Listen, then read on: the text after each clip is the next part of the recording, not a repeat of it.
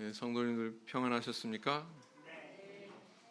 저는 이제 그 미국 사역 마치고 어저께 도착하니까 10시 반 되더라고요. 몸 상태는 뭐 100%는 아니지만 그래도 강대상에 오르는 일을 저는 좀 잘 다른 사람한테 안 맡기려고 하는 성향이 있습니다. 의사가 간호사한테 수술 맡기는 것 같은 그런 느낌이 들어가지고. 평안하셨죠? 자, 예수 그리스도 이름으로 하나님 말씀 함께 나누시도록 하겠습니다. 이 시간 같이 은혜 나누실 말씀 사도행전 7장 2절에서 53절까지인데 너무 길죠. 그래서 제가 발췌독을 하겠습니다. 일부 제가 말씀드리는 구절을 같이 읽도록 하겠습니다. 먼저 2절에서 4절까지 읽겠습니다. 2절에서 4절 한 목소리로 읽어보실까요? 시작. 스데반이 가로되 여러분 부영들이여 들으소서. 우리 조상 아브라함이 하란에 있기 전 메소보다미아에 있을 때에 영광의 하나님이 그에게 보여 가라사대 내 고향과 친척을 떠나 내가 내게 보일 땅으로 가라 하시니 아브라함이 갈대아 사람의 땅을 떠나 하란에 거하다가 그 아비가 죽음에 하나님이 그를 거기서 너희 시방 거하는 이 땅으로 옮기셨느니라. 9절에서 10절 여러 조상이 요셉을 시기하여 애굽에 팔았더니 하나님이 저와 함께 계셔 그 모든 환난에서 건져내사 애굽 왕 바로 앞에서 은총과 지혜를 주시매 바로가 저를 애굽과 자기 온 집의 치리자로 세웠느니라. 13절 14절 또 재차 보내매 요셉이 자기 형제들에게 알게 되고 또 요셉의 친족이 바로에게 드러나게 되니라. 요셉이 보내어 그 부친 야곱과 온 친족 75사람을 청하였더니 그 다음 뛰어넘어서 20절에서부터 22절입니다. 20절에서 22절 시작. 그때에 모세가 났는데 하나님 보시기에 아름다운지라 그 부친의 집에서 석 달을 길리우더니 버리운 후에 바로의 딸이 가져다가 자기 아들로 기르매 모세가 애굽 사람의 학수를 다 배워 그 말과 행사가 능하더라. 또 뛰어넘어서요. 28절 29절 내가 어제 애굽 사람을 죽인과 같이 또 나를 죽이려느냐 하니 모세가 이 말을 인하여 도주하여 미디안 땅에서 나그네 되어 거기서 아들 둘을 낳으니라. 또 뛰어넘어서요. 35절 37절까지 35절 저희 말이 누가 너를 관원과 재판장으로 세웠느냐 하며 거절하던 그 모세를 하나님은 가시나무 떨기 가운데서 보이던 천사의 손을 의탁하여 관원과 속량하는 자로 보내셨으니 이 사람이 백성을 인도하여 나오게 하고 애굽과 홍해와 광야에서 40년간 기사와 표적을 행하였느니라. 이스라엘 자손을 대하여 하나님이 너희 형제 가운데서 나와 같은 선지자를 세우리라 하던 자가 곧 이 모세라. 또 뛰어넘어서요. 48절에서 이제 53절까지는 다 읽겠습니다. 48절에서 53절 그러나 지극히 높으신 이는 손으로 지은 곳에 계시지 아니하시나니 선지자의 말한 바 주께서 가라사대 하늘은 나의 보좌요 땅은 나의 발등상이니 너희가 나를 위하여 무슨 집을 짓겠으며 나의 안식할 처소가 어디뇨 이 모든 것이 다 내 손으로 지은 것이 아니냐 함과 같으니라.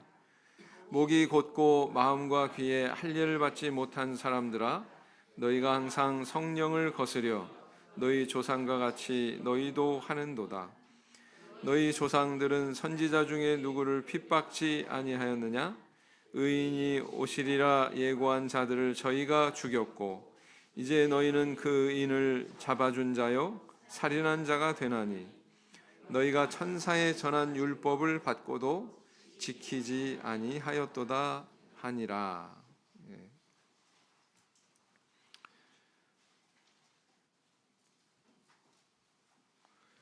로마 시대 때는 이 딸기 나무가 황제를 상징하는 나무였습니다. 그래서 혹시 딸기 나무가 뭐 시들거나 아니면 뭐 상해를 입거나 그러면 이 황제로부터 어떤 불호령이 내릴지 몰라서 사람들이 이렇게 노심초사했다고 하죠.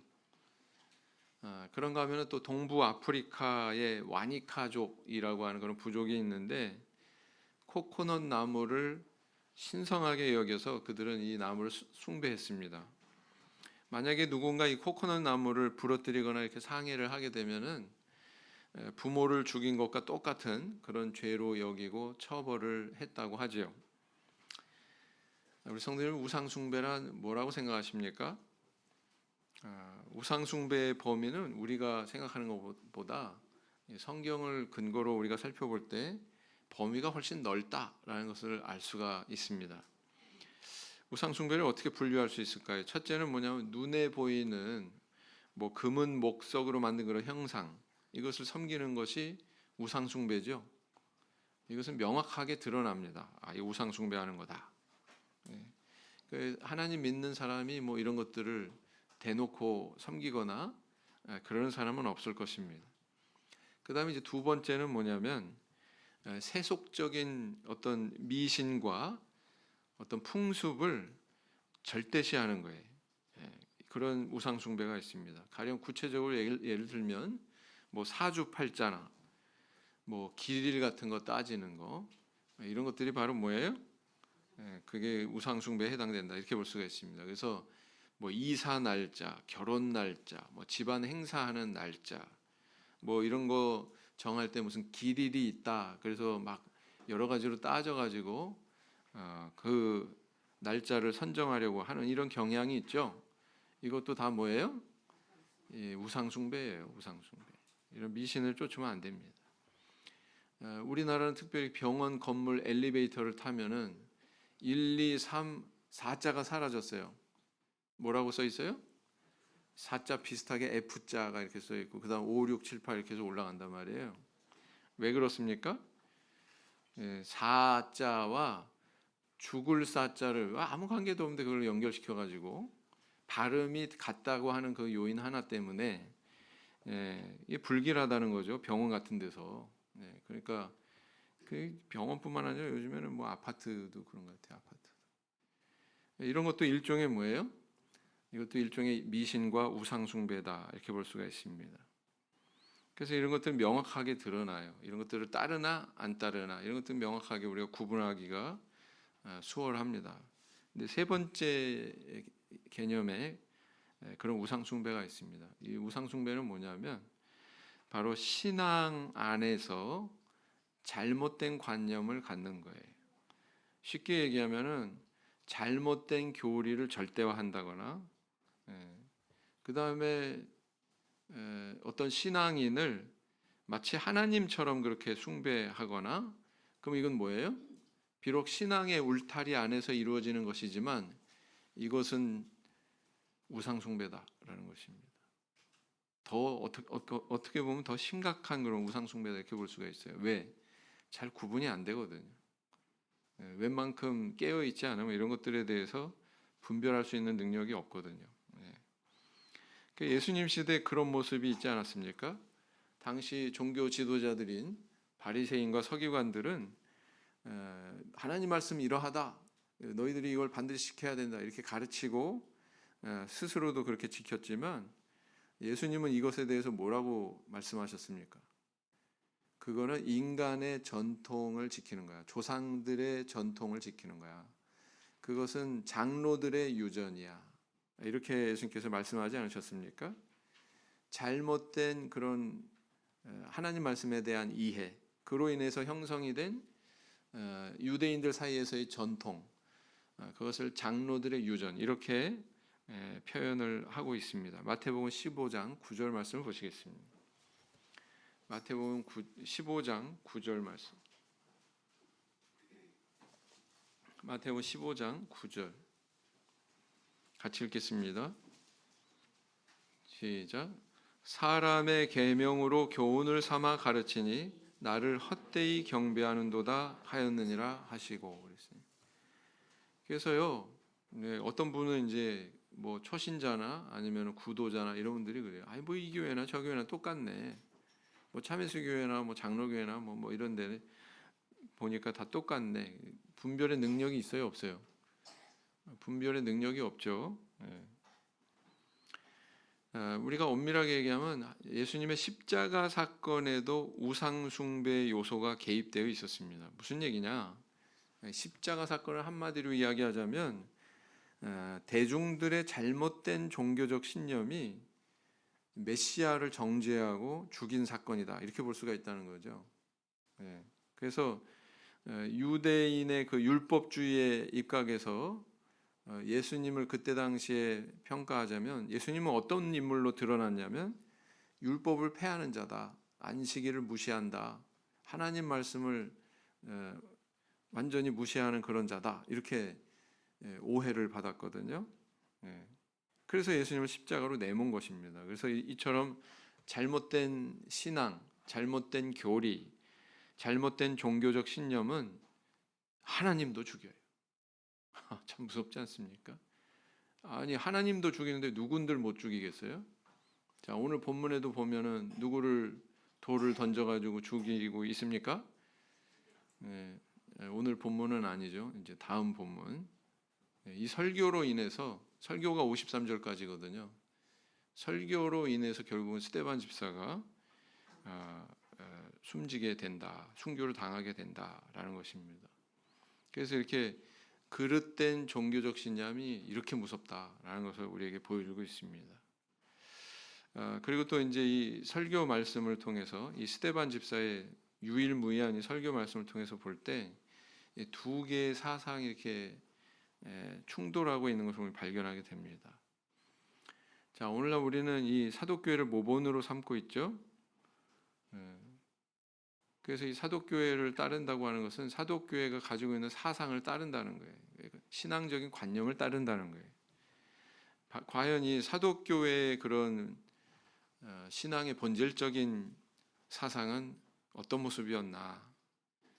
우리는 그거와 견줄 때 어떤 자리에 있나? 오늘은 이 스데반 집사 설교 내용을 통해서 사도교회 신앙을 조명하고 은혜를 나누는 시간을 가지고자 합니다.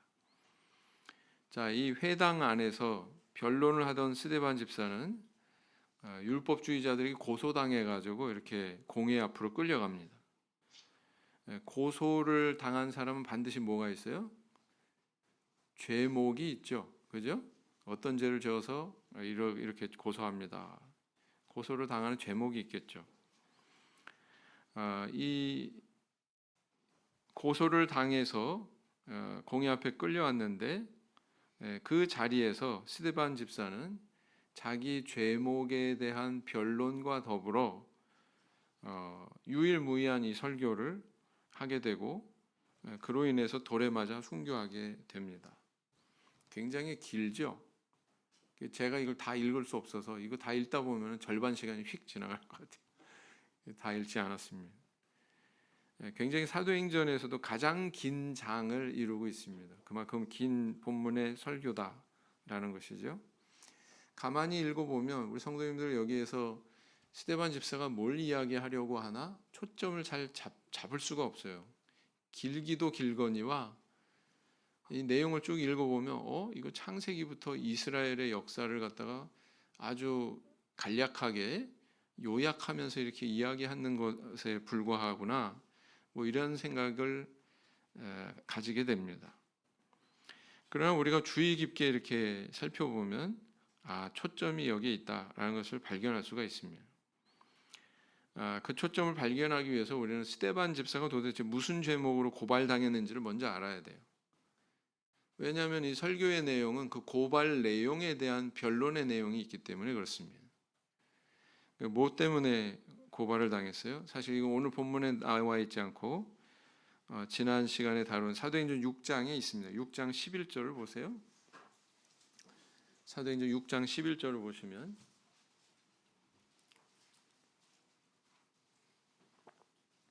사람들을 가르쳐 말시키되 이 사람이 모세와 및 하나님을 모독하는 말하는 것을 우리가 들었노라 하게 하고.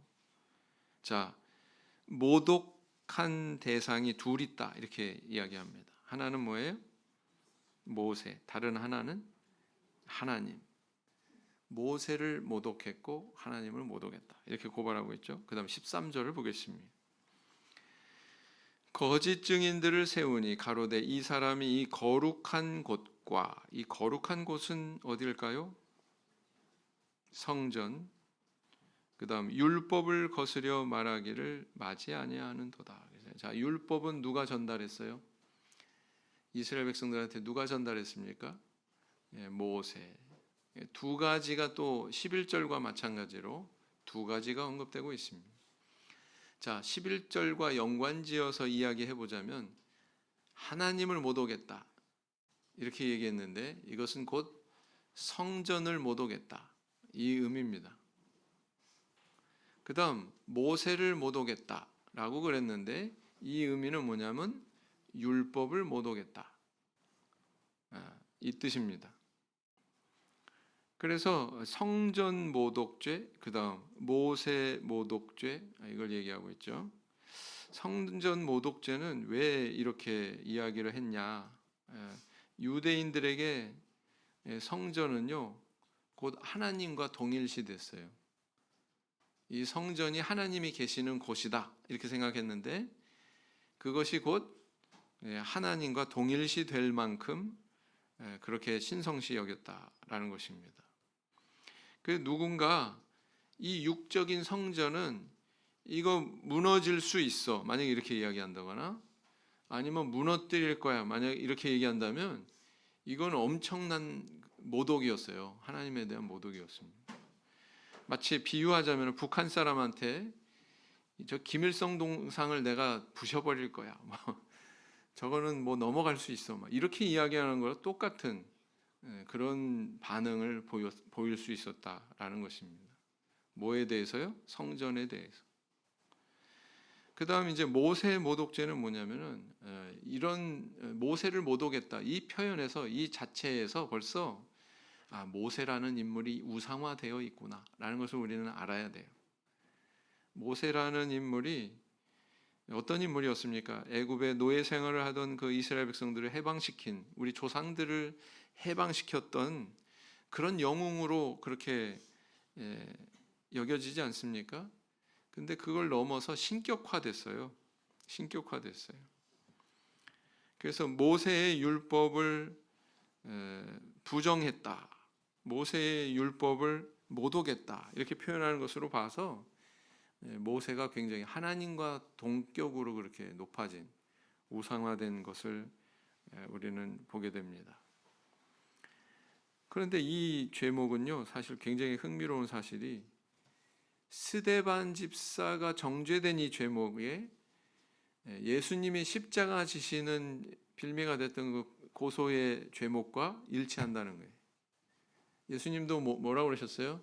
너희가 이 성전을 헐어라 그럼 내가 사흘 만에 일으키리라 이런 말씀을 하셨어요 안 하셨어요? 이건 엄청난 표현이었어요. 유대인들 앞에서 정말 이건 하나님 모독의 발언이었다는 것입니다. 그리고 사사건건 율법에 명시된 안식일 문제 때문에 부딪혔죠? 예수님하고 바리새인들이 왜 부딪혔습니까? 안식일 문제가 굉장히 두드러지잖아요. 그래서 율법을 모독했다. 예수님도 똑같은 죄목으로 십자가 위에 달리시게 된 겁니다. 마태복음 26장 61절 마태복음 26장 61절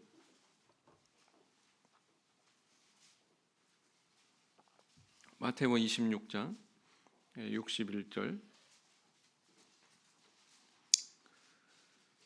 같이 읽겠습니다. 26장 61절 시작.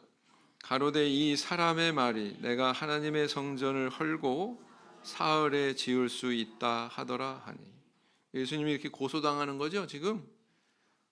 이게 바로 고소의 내용이었다라는 것입니다. 그래서 이런 사실을 보면 스데반 집사나 예수님이나 고소되는 그 죄목의 성격은 동일했다라는 것을 알 수가 있습니다.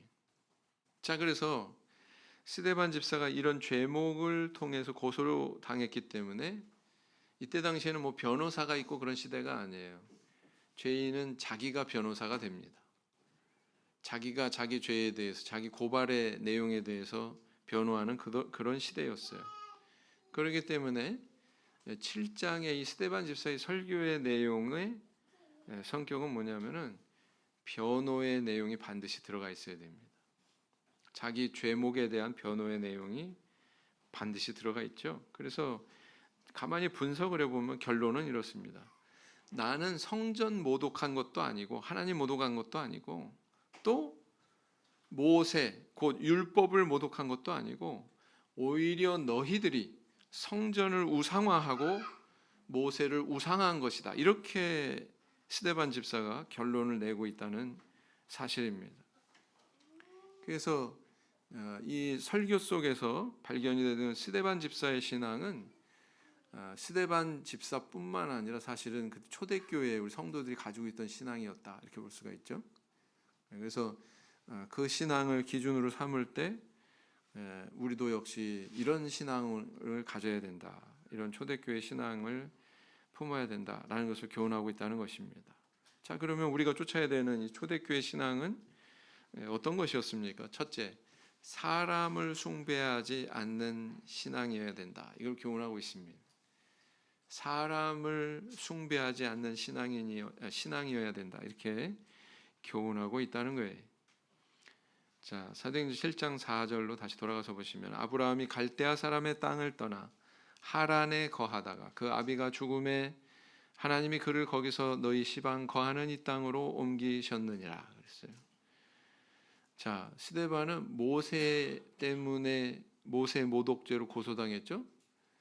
그러면은 뭐 그냥 곧바로 직행할 수도 있잖아요. 내가 모세를 모독한 게 아니고 여차저차 한 거야, 이렇게 이야기할 수 있는데 스데반 집사는 모세보다도 훨씬 앞선 세대의 사람을 언급하면서 자기의 언변을 시작하고 있습니다. 가장 먼저 누구 이야기를 꺼내고 있어요? 아브라함 이야기를 꺼내고 있습니다. 스데반은 왜 모세가 아니라 아브라함부터 이렇게 언급하고 있을까요? 여기에 깔려있는 스데반의 생각은 이겁니다. 모세의 율법보다 훨씬 전에 아브라함의 믿음이 있었어. 이것을 전제하고 있는 거예요. 모세의 율법보다 아브라함의 믿음이 먼저 존재했다. 이것은 사실은 바울 사도가 저술한 로마서에도 이런 논조가 나오는 것을 우리는 주목해야 됩니다. 그래서 저는 그렇게 생각해요. 바울 사도는 이 설교를 전달했을 뿐만 아니라 이 스데반 집사의 설교에 깊이 감화받았다, 영향받았다. 그래서 아마 그 로마서에서 믿음으로 의롭게 되는 것을 설명하는 단계에서 가장 먼저 이야기를 꺼내는 인물이 아브라함이에요. 아브라함. 이 사실을 우리는 주목해야 됩니다.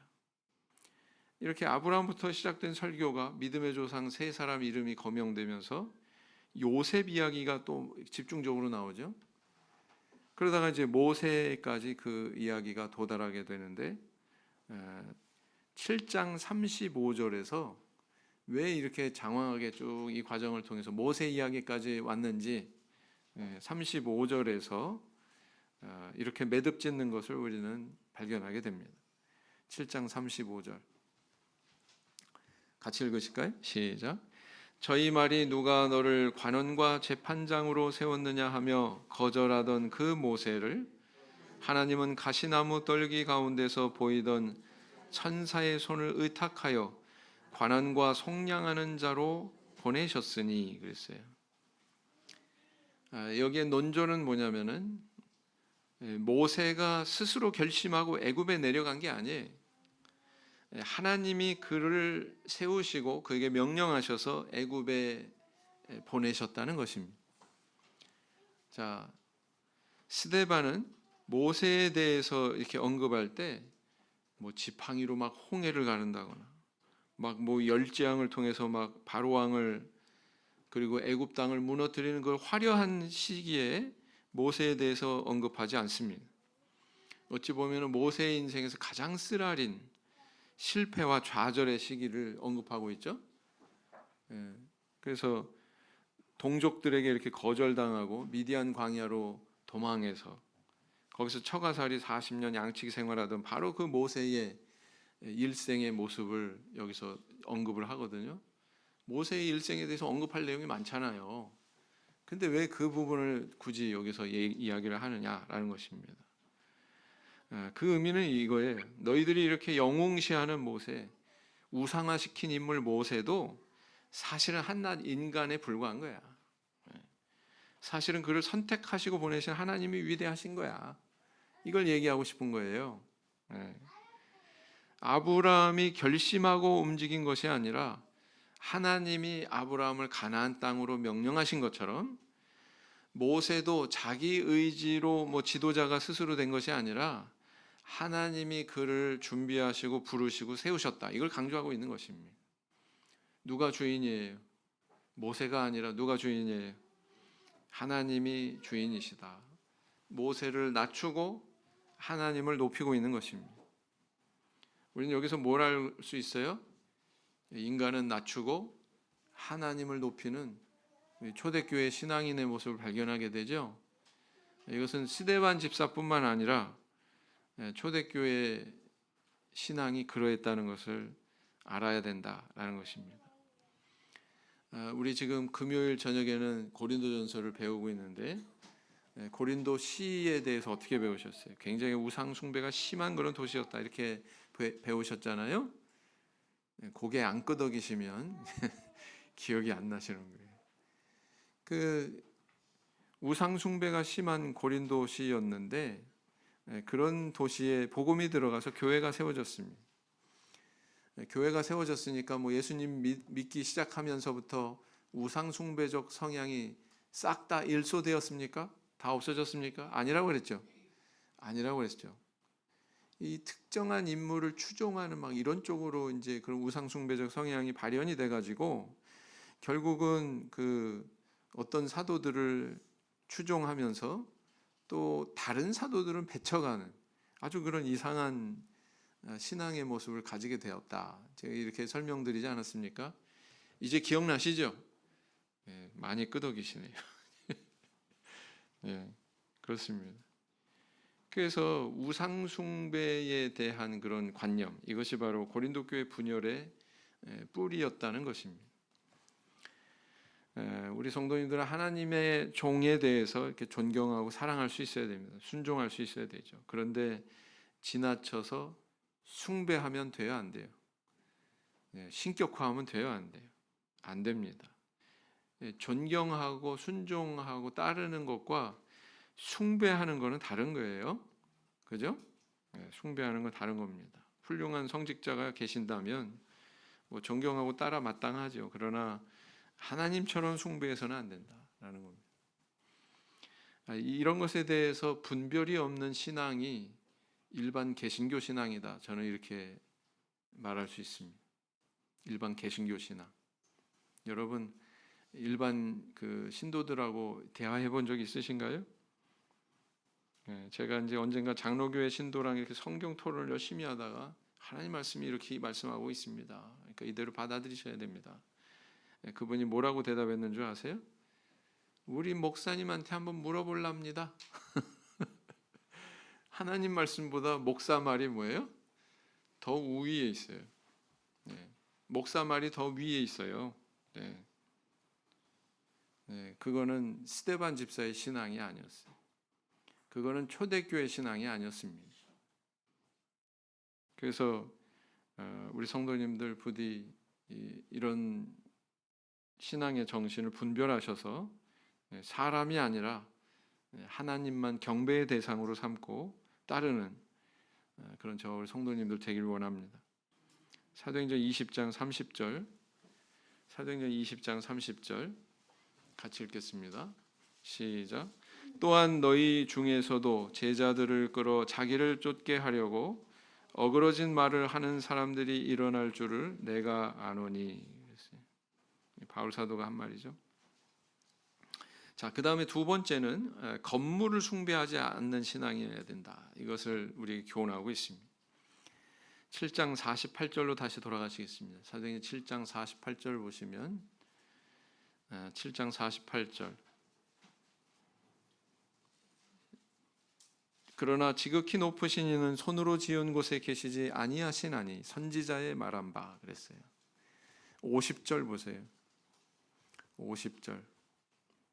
사도행전 7장 50절. 이 모든 것이 다 내 손으로 지은 것이 아니냐 함과 같으니라 했어요. 자, 이거 하나님께서 하신 말씀이죠. 이것은 유대인들에게 있어서 성전은 그때 당시에 불교 사찰 안에 불상가도 같은 것이었습니다. 그래서 유대 사회에서 누군가 이 성전을 뭐 허문다거나 뭐 앞으로 허물어질 거야 뭐 이렇게 말하는 것만으로도 이거는 돌에 맞아 죽을 사안이었다라는 거죠. 이렇게 성전 건물 자체가 하나님과 동일시되던 그런 시대가 바로 그 시대였습니다. 그런데 이 스데반 집사는 가만히 그의 설교를 읽어보면 어떤 것을 계속 건드리고 있냐면은 이스라엘 역사 속에서 우상 숭배했던 그런 역사를 이렇게 건들고 있어요. 이렇게 우상 숭배했지, 이렇게 우상 숭배했지, 또 이렇게 우상 숭배하지 않았냐? 이것을 계속 이야기하고 있습니다. 그래서 이 출애굽 시대에는 광야에서 뭘 숭배했다고 그랬어요? 금송아지 우상을 숭배했다고 그랬습니다. 거기서 멈췄습니까? 아니요. 그들이 가나안 땅에 들어가서도 역시 뭐 하늘의 일월 성신을 섬겼다 이렇게 이야기하고 있습니다. 그런 신앙들을 증거하는 게 뭐냐면 지금 이스라엘 땅에 가가지고 예루살렘의 그 유적지를 막 이렇게 과거의 유적지를 파잖아요. 파면은 거기에서 요만한 우상들이 나와요. 우상들이 나옵니다. 그것들이 왜 나올까요? 섬겼으니까, 그것들을 소유했으니까 그런 것들이 나오겠죠. 네, 그렇습니다. 사사기 8장 27절을 보시겠습니다. 사사기 8장 27절. 사사기 8장 27절. 같이 읽겠습니다. 시작. 기드온이 그 금으로 에봇 하나를 만들어서 자기의 성읍 오브라에 두었더니 온 이스라엘이 그것을 음란하게 위함으로 그것이 기드온과 그 집의 올무가 되니라. 그 에봇은 어떤 옷이었습니까? 출애굽기에 보면 에봇이 등장하죠. 하나님의 성전에서 섬기는 일을 하는 대제사장의 겉옷에 위에 걸치게 되는 조끼 같은 그런 옷이 에봇이었어요. 그래서 청자, 홍, 가는 배실로 이렇게 아주 화려하게 짜서 만든 그런 에봇이었는데 하나님이 이걸 그렇게 명령하셔서 만들었잖아요. 근데 기드온은 뭘로 에봇을 만들었어요? 금으로 만들었어요. 그래서 백성들이 그것을 마치 우상 숭배하듯이 그 금 에봇을 섬겼다고 기록하고 있습니다. 이스라엘 백성들 우상 숭배 역사 있어요, 없어요? 있어요. 그다음 열왕기하 18장 4절을 보시겠습니다. 열왕기하 18장 4절.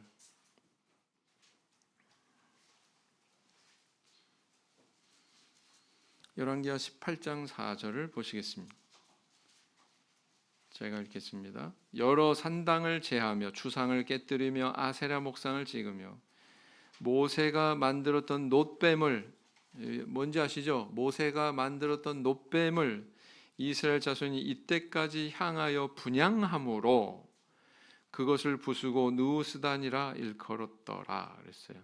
자, 광야 시대에 등장했던 놋뱀이 언제까지 존재하고 있었어요? 열왕기하니까 분열왕국 시대죠. 그죠? 분열왕국 시대까지, 왕정 시대까지 그것을 보관하고 있었구나 알 수 있고, 근데 불미스러운 것은 뭐냐면은 그것을 우상 숭배하듯이 그것을 섬겼다 이렇게 기록을 하고 있다는 사실입니다. 이거 이외에도 너무나도 많죠.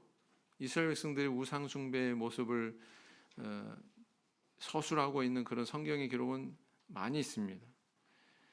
그러나 대표적으로 우리가 꼽아본다면 이 두 구절 통해서 알 수 있는 게 뭐예요? 유대인들의 역사는 이렇게 우상 숭배로 얼룩진 역사였다라는 것입니다. 광야에서 하나님이 성막을 주신 여러 가지 목적이 있는데, 성막 그것은 하나님께 제사를 목적으로 하기도 하지만 성경에 기록되어 있지는 않으나 그 여러 가지 목적 중에 하나가 무엇으로 추정이 되냐면 우상 숭배를 방지하려는 목적 때문이었습니다. 우상 숭배를 하려고 하는 그런 성향을 방지하려고 하는 목적 때문이었어요. 그런데 유대인들은 오히려 어떻게 됐느냐? 성전을 우상화했어요. 성전을 우상화했어요. 스데반 집사가 이렇게 얘기하잖아요. 우상 숭배하지 않도록 마음이 하나님께로 향하도록 만든 게 성막이었는데, 그래서 하나님을 바라보는 게 아니라, 성막을 통해서 하나님을 바라보는 게 아니라 그 통로인 성막 자체를 어떻게 했어요? 우상화했어요. 모세의 놋뱀을 우상화한 것처럼 그 성막조차도 우상화했어요. 이게 바로 어리석은 인간의 모습이다라는 것입니다. 거기에 대해서 스데반은 뭐라고 말하고 있어요? 정말 두려워하지 않고 돌맞을 말을 던졌습니다. 지극히 높으신 하나님은 손으로 지은 곳에 계시지 아니하시나니, 그랬잖아요. 이거 돌맞을 일이에요. 예수님의 말씀과 견주어 본다면 너희들이 성전을 헐어라, 이 말과 동일한 말입니다. 사실 이 사상은 새로운 게 아니에요. 스데반 집사의 말은 새로운 사상이 아닙니다. 구약 시대 때 이 성전을 직접 지었던 솔로몬 왕도 같은 사상을 품고 있었습니다. 역대하 6장 18절, 역대하 6장 18절, 역대하 6장 18절. 같이 읽어보실까요? 시작. 하나님이 참으로 사람과 함께 땅에 거하시리까 하늘과 하늘들의 하늘이라도 주를 용납지 못하겠거든 하물며 내가 건축한 이 전이 오리이까. 자, 솔로몬 왕은 이 성전과 하나님을 동일시하고 있어요? 아니에요. 동일시하고 있지 않습니다. 하나님은 이 성전보다도 훨씬 초월하신 분이고 위대하신 분이다, 높으신 분이다, 이렇게 고백하지 않습니까? 그러니까 자기가 지은 이 성전도 너무 초라한 거예요. 다 감당을 못하는 거예요, 하나님을. 이 사상이 맞는 거죠. 스데반 집사가 자기의 설교에서 한 이야기가 맞는 거죠. 그렇지 않습니까? 이것이 바로 초대교회가 가지고 있었던 신앙이었다라는 거예요.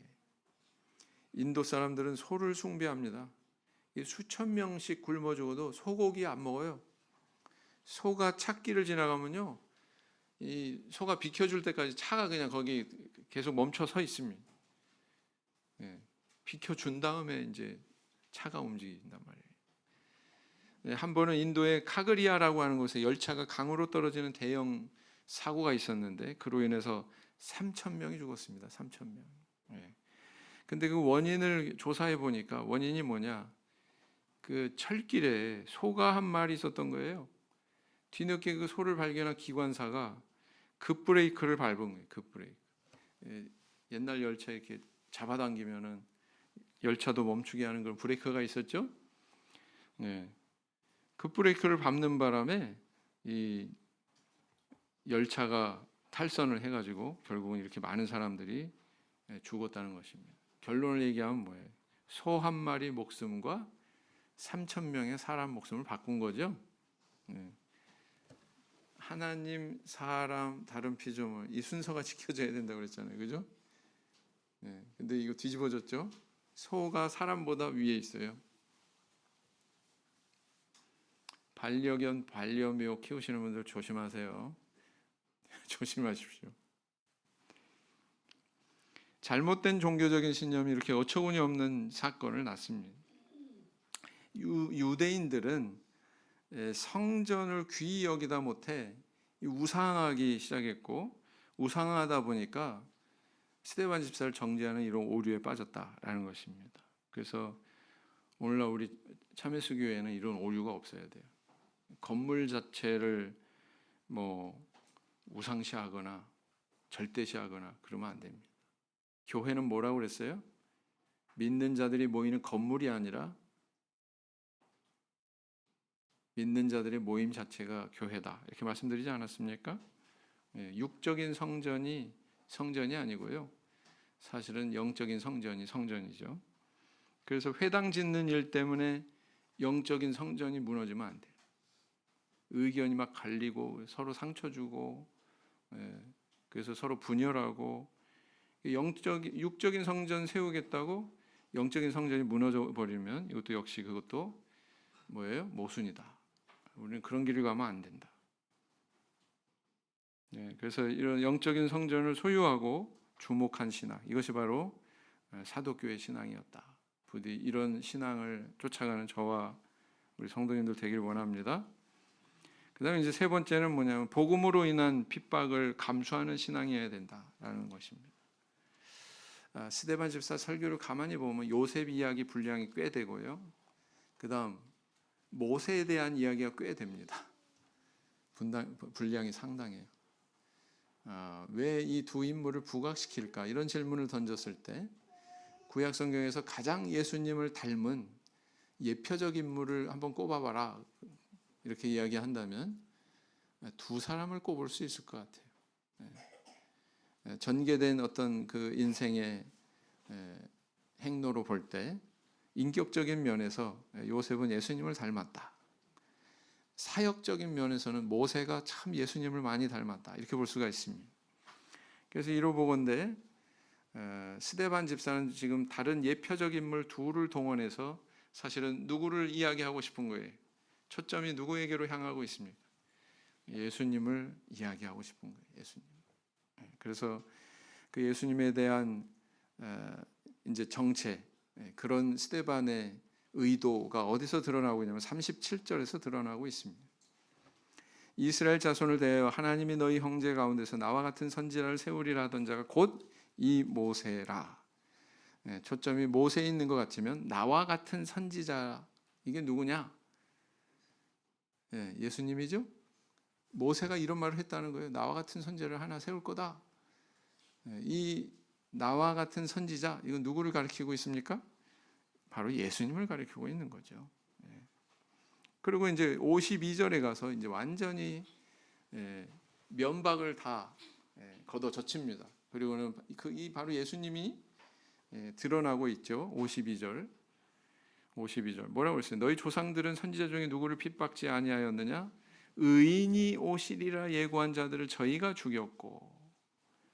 여기서 의인은 누구예요? 예수님 오실 거야 이렇게 예고한 자들, 선지자들, 예언가들을 저희가 죽였고, 유대인들 조상들이 죽였죠.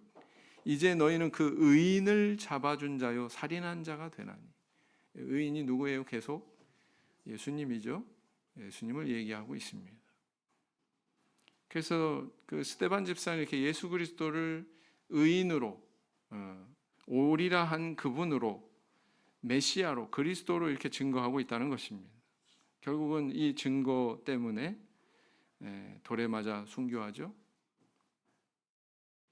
스데반은 이렇게 돌에 맞아 유대인들에게 심판받은 것처럼 보이지만 사실은 스데반은 복음으로 그들을 심판한 거예요. 이게 그렇지 않습니까? 스데반의 음성은 이겁니다. 내가 신성모독죄, 모세 모독죄를 지은 게 아니라 바로 너희들이 우상 숭배한 거야. 성전을 우상화하고 바로 모세라고 하는 이 인물을 우상화한 거야. 그렇게 믿으면 안 돼. 이것이 바로 올바른 믿음이야. 이렇게 믿어야 돼. 라고 이야기하고 있는 것입니다. 진리를 증거하고 있는 것입니다. 근데 그로 인한 결과는 뭐였어요? 순교였습니다. 이처럼 사도교회의 신앙은 어떤 신앙이었습니까? 올바른 것을 증거하고 복음을 증거하고 그리스도를 증거하는 데 있어서 순교에 이를지라도 마다하지 않는 그런 신앙이었다라는 것입니다. 이것이 바로 사도교회 신앙이죠. 1964년에 흑인 인권운동가로 유명한 인물이 있습니다. 그는 35세의 나이에 노벨 평화상을 수상한 인물이죠. 마틴 루터 킹 목사. 들어보셨나요? 그는 성경을 읽다가 성경에 깊이 감화돼서 모든 인간은 다 평등한 거구나, 이 진리를 깨닫습니다.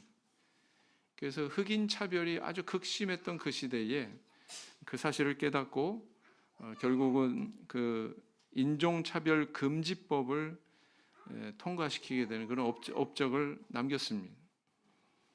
그러나 안타깝게도 1968년 그는 암살당하게 되죠.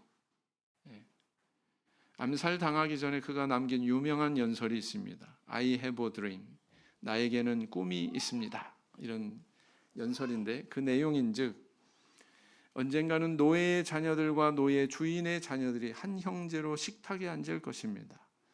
언젠가는 인종주의자들이 물러가고 거기서 나의 어린 아들과 딸이 백인의 아들, 딸과 형제와 자매의 관계로 손에 손을 잡고 살아갈 것입니다. 뭐 이런 내용이 있습니다. 근데 오늘 보면 미국 사회 그 꿈대로 이루어졌어요? 안 이루어졌어요? 이루어지지 않았습니까? 예, 그 꿈대로 이루어졌어요. 예, 저에게도 꿈이 있습니다. 김세한 목사의 꿈은 뭘까요? 우상숭배에 빠진 한국의 많은 개신교회, 프로테스탄트 교회들이 참 진리로 돌아오는 거예요. 김세한 목사가 장로교회에서 참예수교회로 돌아온 것처럼. 그래서 장로교회, 감리교회, 순복음교회, 뭐 침례교회, 안식일교회 이런 교인들이 참예수교회로 돌아와서 한 무리가 되는 그런 꿈을 꿔봅니다. 우리 성도님들은 어떠세요? 그런 꿈 꾸셔야 되겠죠? 중국 대륙에서 우리 교회가 처음 시작했을 때 내건 기치가 뭐였다고 그랬습니까? 만국갱정의 교회. 여기서 만국은 다른 교단 교파의 교회들을 얘기하는 겁니다. 그래서요, 그때 보면 하루 평균 1개의 교회를 개척하는 기간이 있었어요. 생판 안 믿는 사람을 어떻게 와서 믿게 하겠습니까? 하루 1개 교회를 개척했다 하는 의미는 다른 교회 간판을 바꿔버렸어요.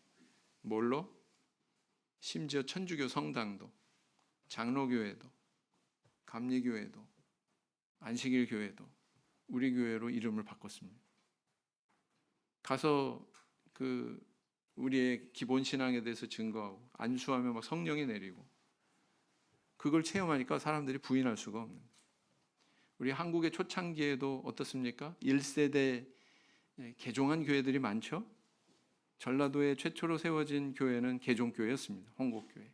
아니 그 이전에 김천교회의 성격을 규명하자면 장로교회 신앙을 가지고 있던 많은 사람들이 개종해서 우리 교회로 들어왔죠. 그러지 않았습니까? 서울에 세워진 제일 큰 교회 대방교회, 신길동교회라고 옛날에 불렀잖아요. 그 교회도 역시 육군 그 사관학교 교수직을 하던 중령 우리 조덕지 목사님이 아내와 더불어서 운영하던 일반 개신교회였습니다. 그 교회가 우리 참예수교회로 개종해서 이렇게 다 오지 않았습니까? 그 신도들이 참 지혜롭게 하셨어요.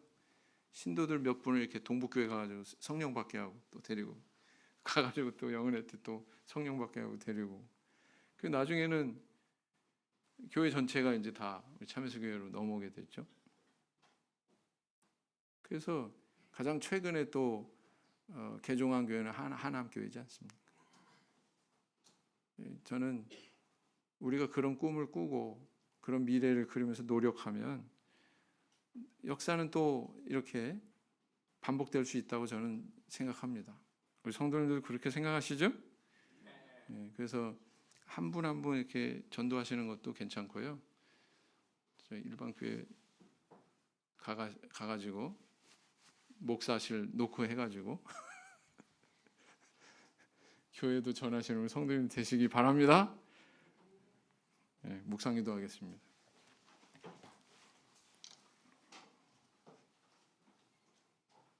아멘.